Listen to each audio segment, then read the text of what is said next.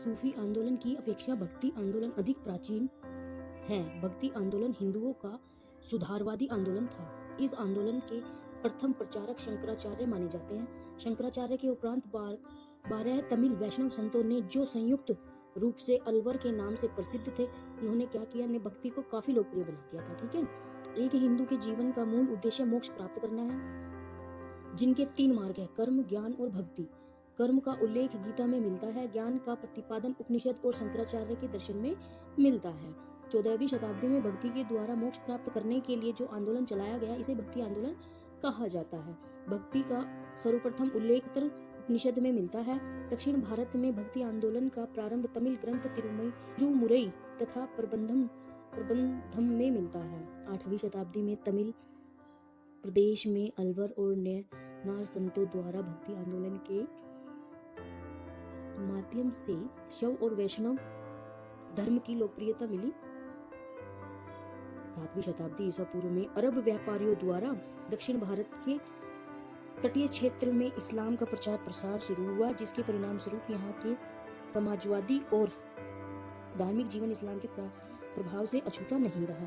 मालाबार तट का एक शासक चेरामन पेरुमल द्वारा इस्लाम धर्म को स्वीकार करने तथा हज के लिए अरब देश जाने का प्रमाण मिलता है। इस पृष्ठभूमि में दक्षिण भारत में भक्ति आंदोलन का जन्म होता है, जिसे लोकप्रिय बनाने में संतों के 2 संप्रदायों विष्णु भक्त अलवार तथा शिव भक्त नयनारों की भूमि महत्वपूर्ण रही है। शिव नयनारों और वैष्णव अलवारों ने जैनियों और बुद्धों द्वारा प्रचारित कठोर जीवन अस्वीकार करके मुक्ति के लिए ईश्वर की व्यक्तिक भक्ति पर जोर दिया है। उन्होंने दक्षिण भारत के विभिन्न भागों में स्थानीय भाषाओं का प्रयोग कर प्रेम और ईश्वर की भक्ति का संदेश दिया। अलवार का अर्थ ज्ञानी व्यक्ति होता है। अलवार संत एकेश्वरवादी थे। अलवार संतों का मानना था कि विष्णु की भक्ति एवं पूजा से ही मोक्ष की प्राप्ति हो सकती है। अलवार संतों की संख्या 12 थी। इसमें पोयगई, भूतार, पेयालवार तथा तिरुमली राय पल्लव देश के थे। कुलशेखर चेर देश का था। नम्मालवार मधुर कवि पेरियालवार तथा अंडाल पांड्य देश के थे। टोंडल दिप्पोडी तिरुपान तथा तिरुमंगई चोल देश से संबंधित थे। ये थोड़ा अजीब से नाम है। अलवारों में मात्र एक महिला संत अंडाल थी।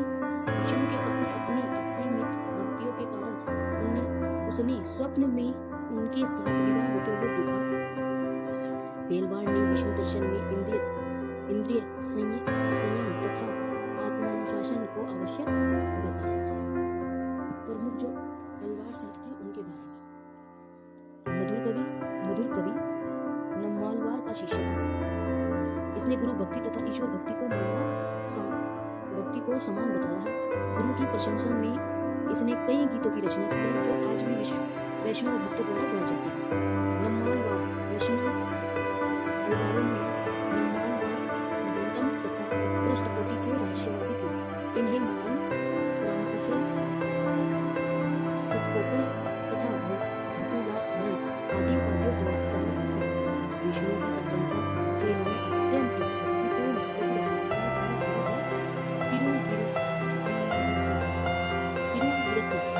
तिरुवाशीलम, पेरियाती, तिरुवनवाती व तिरुवेंगुर।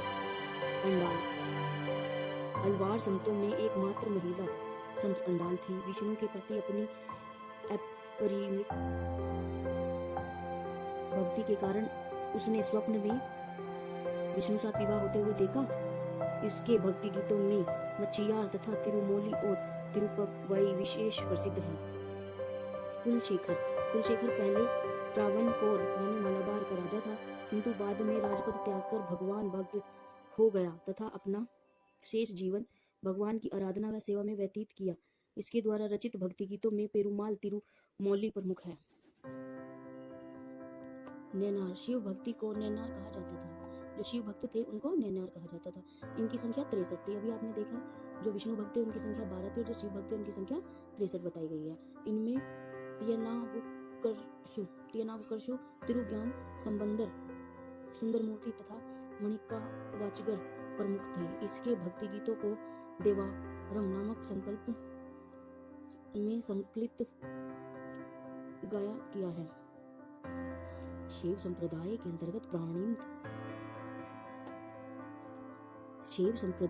के अंतर्गत प्रणीत भक्ति गीत तिरुपांडियम, तिरुमुडे कहे जाते हैं। इनकी संख्या 11 है। इन गीतों का व्यवस्थित करने का श्रेय नंबी बंडार नाम्बी को प्राप्त है। ये चोल शासक राजराज प्रथम तथा राजेंद्र प्रथम के समकालीन थे। प्रमुख जो नैनार संत थे उनके बारे में थोड़ा देख लेते हैं। ओके, सुंदरमूर्ति का जन्म एक निर्धन ब्राह्मण परिवार में हुआ था। बाल्यकाल से ही ये अत्यंत सुंदर थे, इस कारण इनका नाम सुंदरमूर्ति पड़ा। इनकी सुंदरता से प्रभावित होकर एक स्थानीय सेनापति नरसिंह मुवेदरेयन ने इनका पालन पोषण किया। अतः इनका पालन पोषण एक राजकीय परिवार में हुआ। कहा जाता है कि अपनी साधना से ये शिव के अत्यधिक निकट पहुंच गए थे।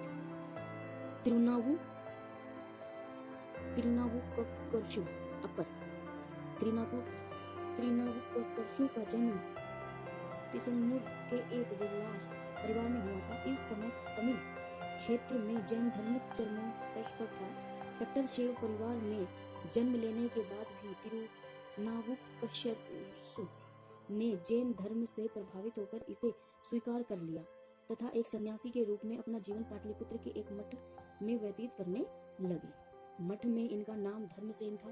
कुछ समय पश्चात ये एक असाध्य उदर रोग से पीड़ित हो गए।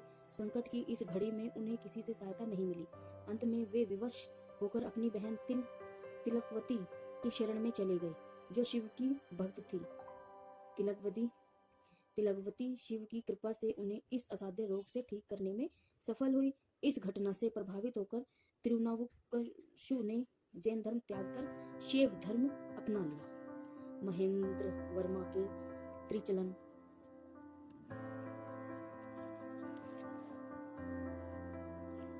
पल्लवी अभिलेख में उसने जैन धर्म से शैव धर्म में परिवर्तन होने का साक्ष्य मिलता है। तिरुज्ञान समंदर अपर एक समकालीन था। इसका जन्म तंजौर जिले के शियाली के एक ब्राह्मण परिवार में हुआ था। इस समय पांड्य देश में जैन धर्म का बोलबाला था। संबंदर ने ज्ञान और आध्यात्मिक उपदेशों से प्रभावित होकर तत्कालीन पांड्य राजकुमारी मग्गेकर्षी तथा उसके एक मंत्री कुलचिंडई ने समंदर को अपने यहाँ आने का निमंत्रण दिया। वह चाहती थी कि समंदर अपने उपदेशों से उनकी प्रजा को जैन धर्म से विमुख कर शैव धर्म में दीक्षित करे। समंदर को इस कार्य में सफलता मिली तथा उसने प्रजा की शैव मतानुयायी बना लिया। समंदर सभी संतों में श्रेष्ठ थे तथा उनका संपूर्ण जीवन पवित्रता में व्यतीत हुआ। मणिका वाचकर का जन्म मदुरा के समीप एक बदुवर नामक ग्राम में ब्राह्मण परिवार में हुआ था, जिसकी योग्यता एक विद्वता से प्रभावित होकर पांड्य शासक ने इन्हें अपना प्रधानमंत्री नियुक्त किया था। इनके द्वारा भक्ति गीतों का संग्रह तिरुवचकम में मिलता है, जो इसके आध्यात्मिक जीवन से आत्म कथा है। तो भक्ति आंदोलन के प्रमुख जो संत है वो हम कल पढ़ेंगे। Okay, thank you, bye.